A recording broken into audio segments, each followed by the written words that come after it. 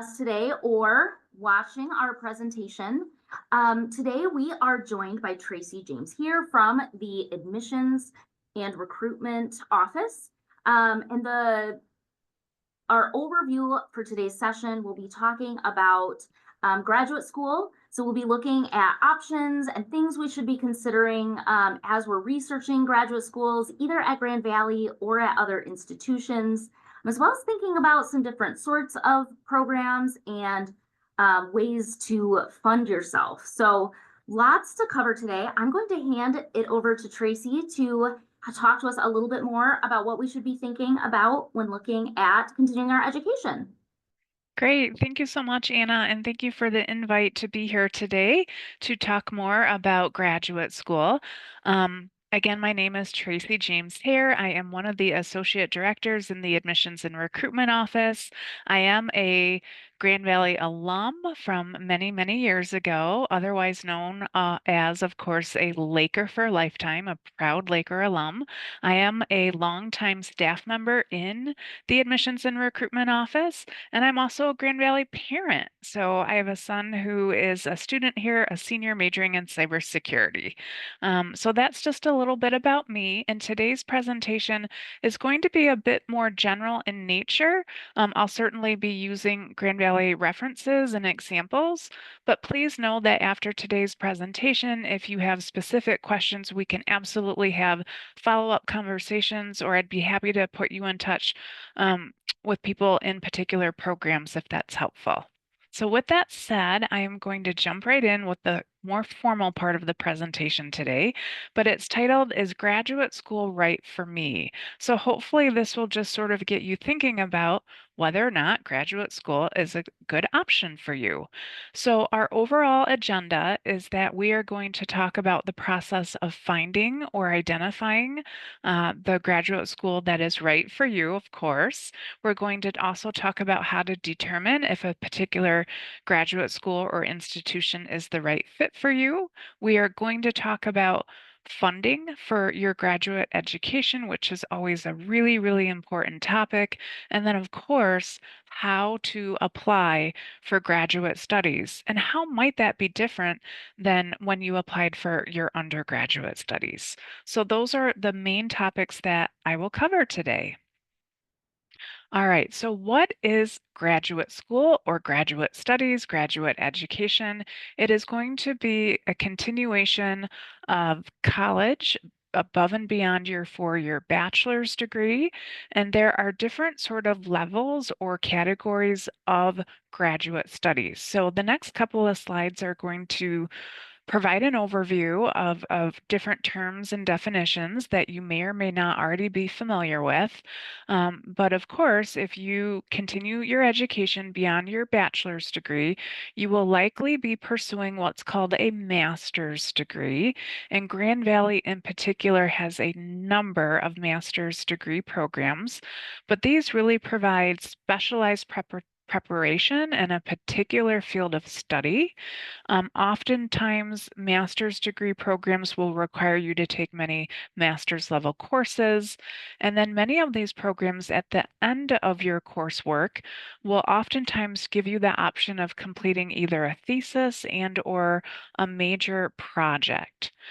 Oftentimes, master's programs will take 1 to 2 years of full-time study, and we can talk a little bit more about the differences between what it means to be a part-time and full-time student.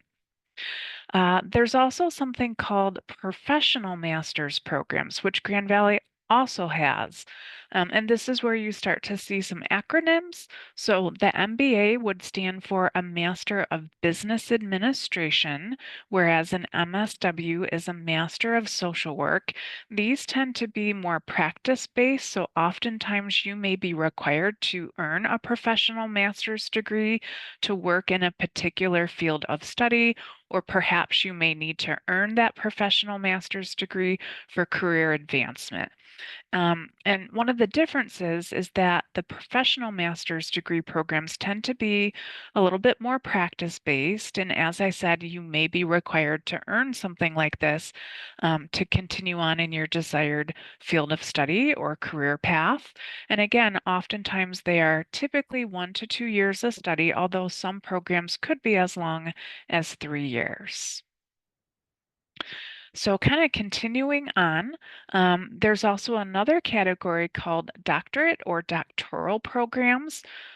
You may have heard of someone pursuing or having a PhD, which stands for Doctor of Philosophy. Of course, there are lots of acronyms in higher education, so I'll do my best to explain each and every one of them to you. You may see initials behind someone's name with an EDD. That would be, for instance, a doctorate of education.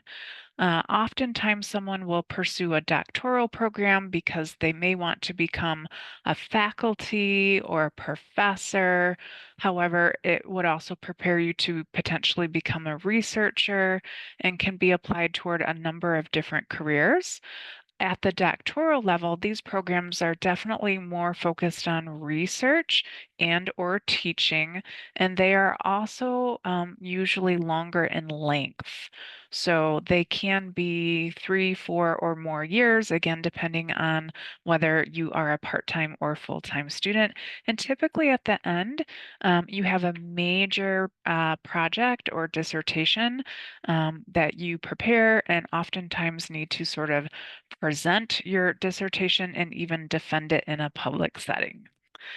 Also, there is a JD degree. This is the Juris Doctorate degree, and this is the degree that somebody earns when they decide to go to law school. So it is preparing them to become an attorney, and most programs are 3 years, and that would be for full-time study.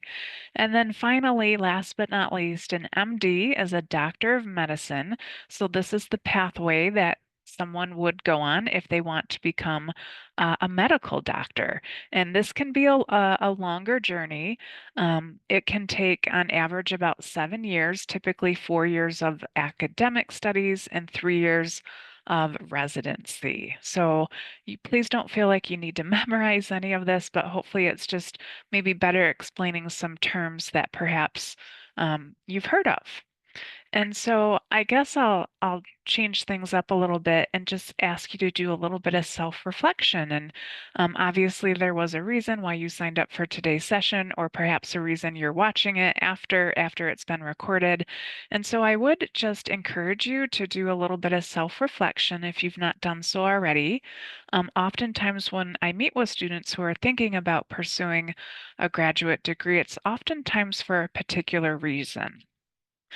It could be someone who is at the early stages of their career and they're just sort of beginning, and maybe that graduate degree is necessary for them to start that career path. But in some cases, it could be someone who's been out in the field working for many years and they just want to be able to take their degree to the next step or the next level. And perhaps earning a master's degree is one way of doing that. And also, I meet with students who are also in the field and they just want to do a complete career change. And so, in order to make a career change, again, it may be necessary for them to return to school and pursue graduate studies. So, please take a moment just to give that some thought. I think that's important as part of this entire journey. So, in terms of finding your fit, you know, what do you find exciting? So, again, a little bit more of self-reflection. What are you passionate about? Do you have any specific short-term and long-term career goals? You don't necessarily have to have answers to all of these questions today, but again, just some things to think about and consider. And there are lots of different people who you can talk to help you come up with answers to these questions as you're thinking about whether or not graduate school will be a good choice for you. Also, what are your career goals? Where would you like to see yourself in 5 to 10 years? Are you thinking about pursuing a graduate degree because you want to become a researcher? Or perhaps you, again, want to move into the classroom. Maybe you want to become that faculty member or that professor at a college or a university. In many instances, you'll be a practitioner working in a particular field or career area.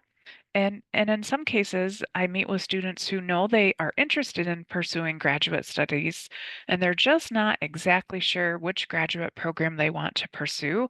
And so, again, at least here at Grand Valley, we have different tools to kind of help you narrow down what it is you may be interested in studying at the graduate level. Because one of the differences between applying for an undergraduate degree and applying to a graduate degree is usually when you apply for a graduate degree, you're applying for admission into one particular program. All right, so there are many things that you can do on your own or in consultation with others to help you find your best fit when it comes to selecting a graduate school and a graduate program. First of all, there are lots of websites online that have different articles that are research based and that will really speak to the benefits to pursuing and earning a graduate degree. And one of them is listed here on the slide. It's called gradschools.com. So I would encourage you to visit that site if you've not done so already. Also, I think one of the best things you can do is visit different university websites. Um, Many prospective graduate students are in the what I call information gathering stage for on average about 12 to 18 months. And so visiting university websites is sort of the low-hanging fruit. It's a quick and easy thing that you can do. And you can typically find a lot of information and a lot of details to help you get started. And then once you've perhaps narrowed down which institutions you're interested in attending, and hopefully Grand Valley State University is at the top of your list, we encourage you to attend meetings. Perhaps there are graduate school fairs that you can go to, or even just reaching out to someone like myself who works in admissions and recruitment, or even a graduate program director. I think also having lots of different conversations can be helpful, and oftentimes you'll notice different patterns that um, arise as a result of having conversations with lots of different people who are knowledgeable. And then also think about what's important to you. Um, is it the location of the institution? Are you looking to stay in the area that you're currently in geographically? Are you looking to kind of to move to a different area and have sort of a big new adventure? What is the culture of the institution? I know sometimes, depending on your program, you also may be interested in doing research. And so, what are the specific research interest areas or specialty areas of the faculty at that particular institution? Those are all excellent things to not only be thinking about, but also to be asking the faculty at those institutions. Also, determining what are the requirements in terms of grade point average or any standardized test scores, which we'll be talking about as well. What funding is available because um, graduate school can be expensive. So making sure you're identifying all of the funding sources that would be available to you. And then also, depending on where your graduate program is located, what would be the cost of living for that particular area or region. So again, just a few things to think about. So now we are getting to one of my favorite slides where we talk about how to fund your graduate education.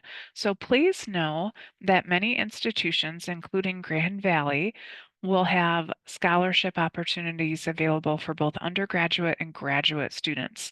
And as at Grand Valley in particular, as you are hopefully aware, we have a scholarship database called My Scholarships that you can log into at any time and search based on different criteria what graduate student scholarships may be available. Okay. There's also something called a graduate assistantship. This is actually how I paid for my first year of graduate school. It wasn't necessarily something I was real familiar with when I was an undergraduate student. So again, I like to sort of explain what a GA, graduate assistantship position is. Essentially, it is basically an opportunity whereby you are working in a department at the university for probably 10 or 20 hours per week. And in return, they typically provide a tuition stipend that could pay for a part of or potentially all of your graduate tuition. And then, as in addition to that, you typically receive a stipend or a paycheck as well. So, that is a really awesome way to get your graduate school paid for while also gaining some great practical work skills along the way. If you are interested in pursuing a GA position, I would encourage you to start looking for those opportunities early. Grand Valley has about 300 GA positions. However, keep in mind we have a graduate student population of about 3,000 students, so GA positions are limited and highly desirable. Oftentimes, the best way to learn more about a GA position is to number one, talk to your graduate program director or admissions representative.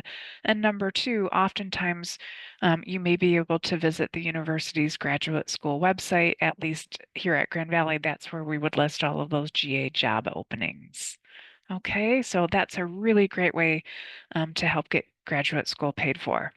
Loans. So please know that as a graduate student, you can apply for federal financial aid by filling out the FAFSA, another acronym, free application for federal student aid. Perhaps this is something you're familiar with already. If not, we have a wonderful financial aid and scholarships office that can help you with that process.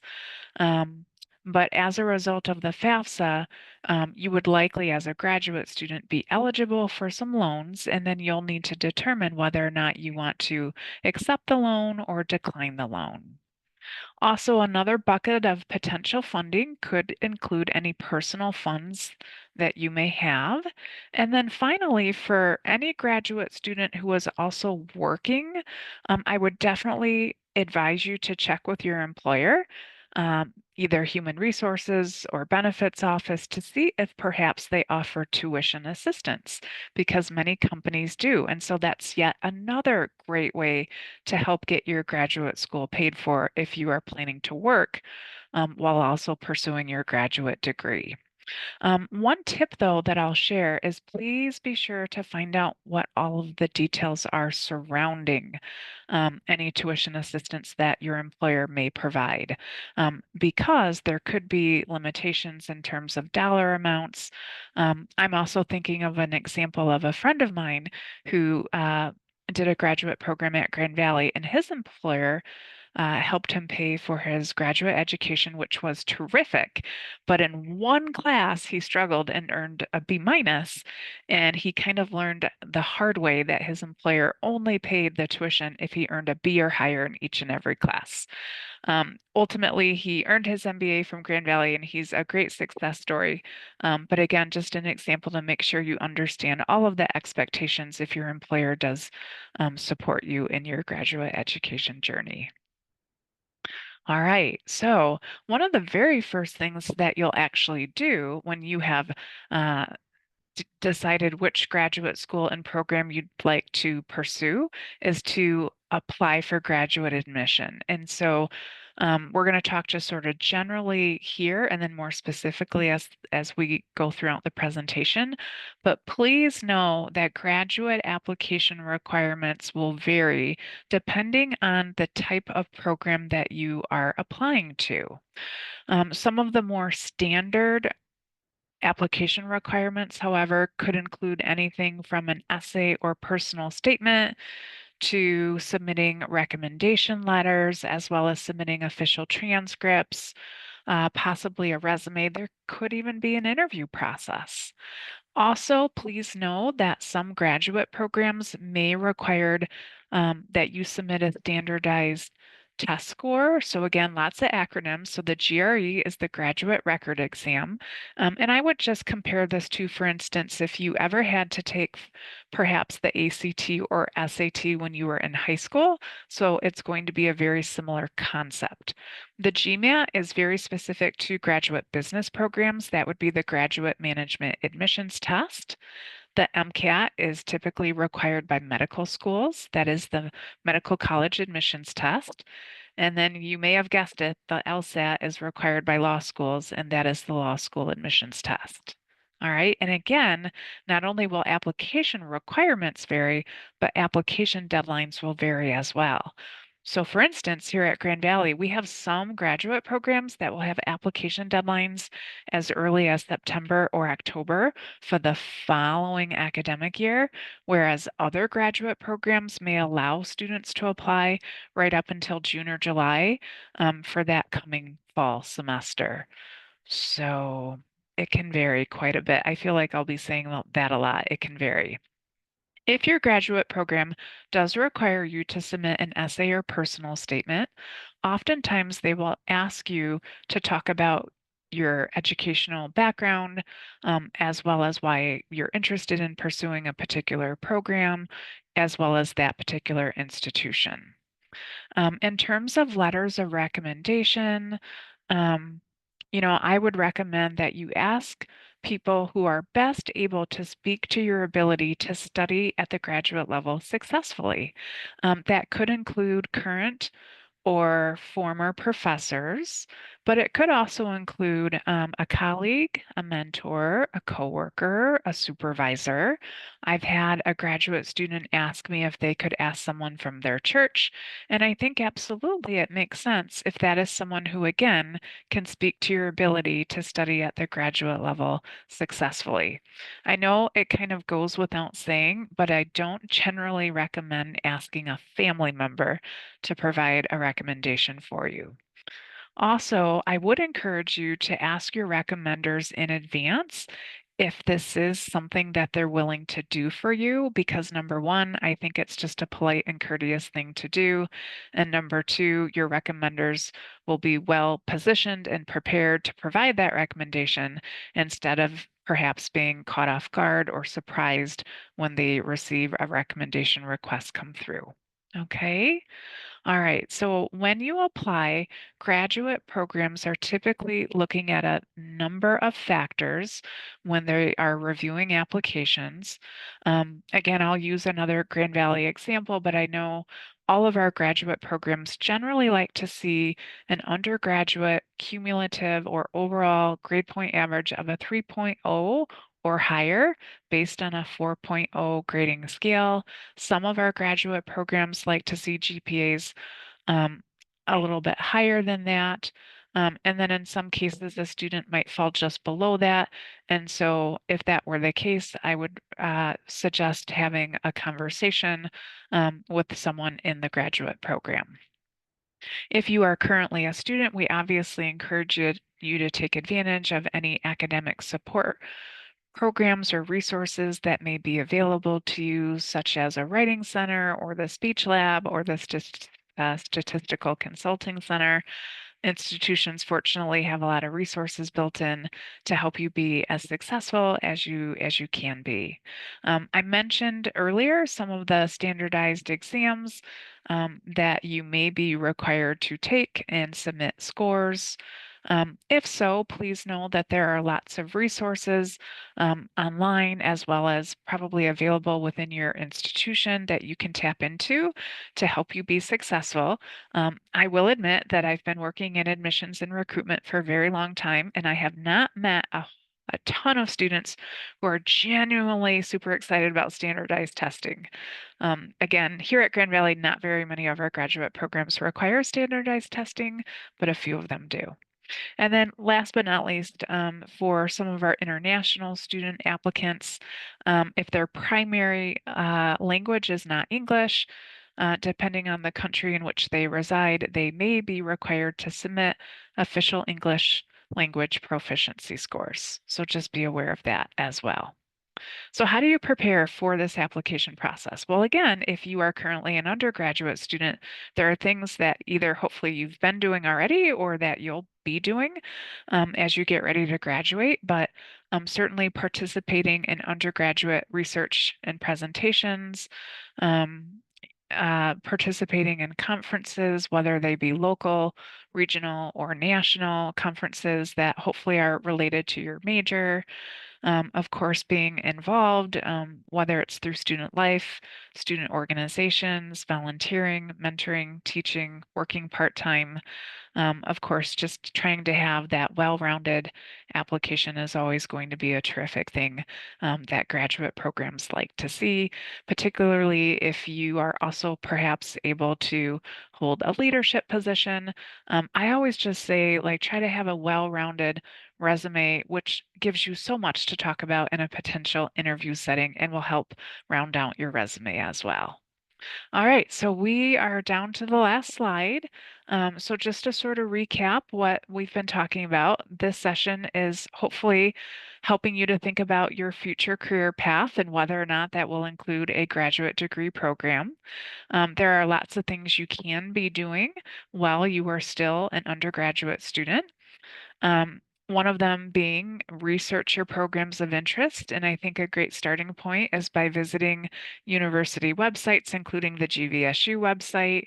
Um, Please familiarize yourself with application requirements because they do vary by institution and by program. And of course, explore funding options. There are lots of ways to help fund your graduate studies. And then if you haven't done so already, hopefully getting to know your faculty, getting to know staff members here at the university. Um, that's something I love about GVSU, our class sizes and the fact that classes are taught by faculty. You have the opportunity to build those relationships because ultimately the goal would be really that they would know you well enough and vice versa, where you would feel comfortable to ask them to be a recommender for you. And then last but not least, it's never too early to start thinking about and even working on your essay or personal statement if one is required. And again, as a Grand Valley student, you can take advantage of all the resources that are already available to you, such as the Writing Center. So with that said, I am going to stop sharing my screen. Uh, that ends the formal part of my presentation today, but I'd be happy to answer any questions at this time.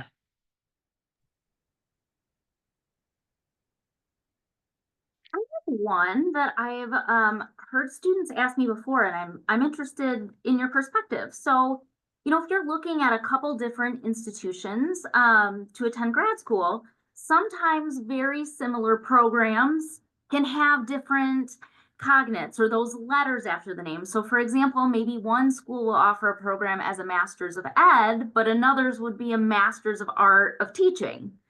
Um, or, there are other types of business programs like Masters of Management versus Masters of Business Administration. So, as long as like the programs you're looking at help you reach your professional goals, does it really matter what the exact name of your graduate degree is called or what type of master's degree or doctoral degree that you earn? That's a great question. And I think in those cases, it's really important to have conversations with probably someone directly in the program who has the most knowledge and expertise so they can help you understand the differences between those programs.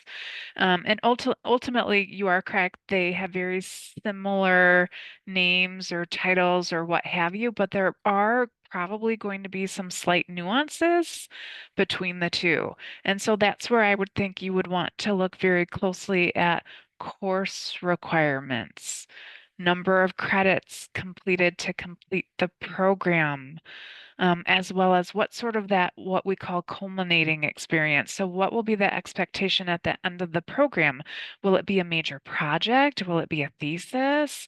Will it be a comprehensive exam? So, again, there are probably lots of similarities, but just learning exactly what the differences are and which one will best support your needs and interests. So, hopefully, that's helping to answer your question.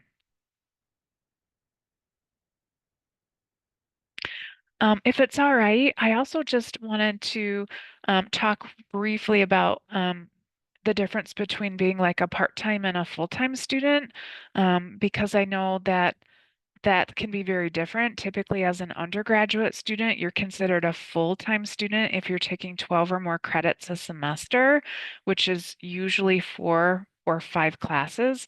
As a graduate student, it's very different. We consider a graduate student, at least at Grand Valley, to be someone who's taking 9 or more credits a semester, which typically would be three 3 credit hour classes. And so that you're not taking as many classes, you're not taking as many credits, but obviously at the graduate level, classes are a little bit more involved, right? So for someone who may be working full time, they probably don't want to take 3 classes. They probably want to take maybe 1 or 2 grad classes at a time. So, but I just wanted to explain that because that's another big difference between the two that doesn't always get explained to students in my experience. Yeah, and if you don't mind me also sort of adding on to this, we had talked a little earlier about assistantships, and I've Mhm. also used those to fund um, graduate school. So sometimes if you are hoping to get an assistantship, it's always helpful to also look at what the requirements for the assistantship are, because some may require that a student is full-time at the graduate level, and some may be available to part-time Yes. students. Yeah, one more note on assistantships too is that, you mentioned even making sure that the school is a good fit for you, that there's a good culture. And of course, while that is certainly broadly true, there are also kind of good cultural fits at schools depending on what type of institution it is, such as a Mhm. really research heavy institution. You mentioned this, but sometimes that can also determine the types of assistantships that are available. So if it's a very high research institution, maybe they have a lot more intern or assistantship opportunities that are in research labs, or it's a very teaching heavy institution and they have got a lot of people who are working on their doctorates to become faculty. A lot of graduate students might be expected to teach, where at Grand Valley we've got a range, but most of Yeah. them are really sort of doing work supporting our departments or doing student support. And so yeah, I just to mention too that sometimes those assistantships and the types are tied to the programs the school has and the type of school. So that's important to Abs know ahead of time. Absolutely. Thank you for bringing that up. You are spot on. So there are different types of GA positions as well. So something for everyone, depending on your interest area. So yes, I'm just looking to see if we covered everything in my notes.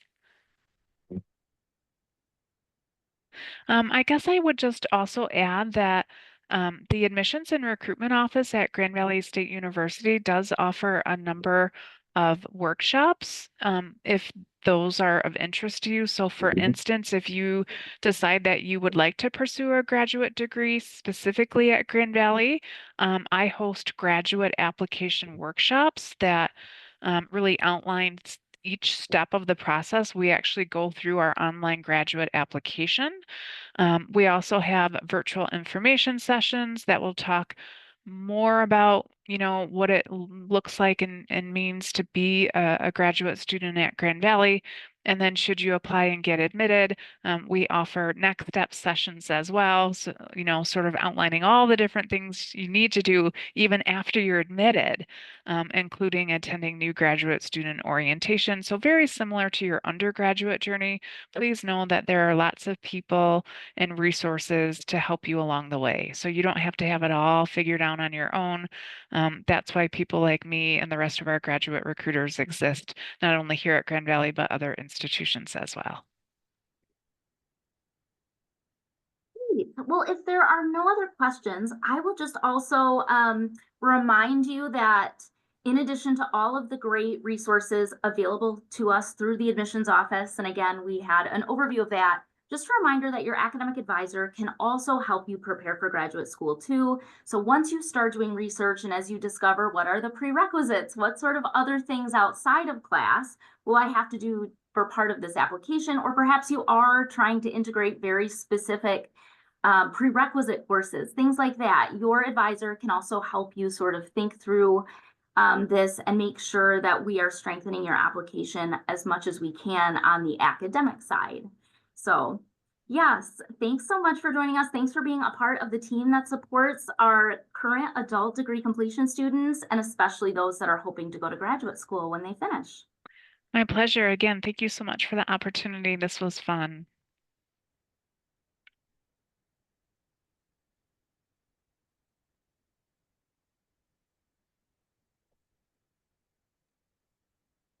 Okay, I just ended the recording. So, oh, I'm so sorry, Tracy. Actually, I think you might have to end the recording now that you're the host.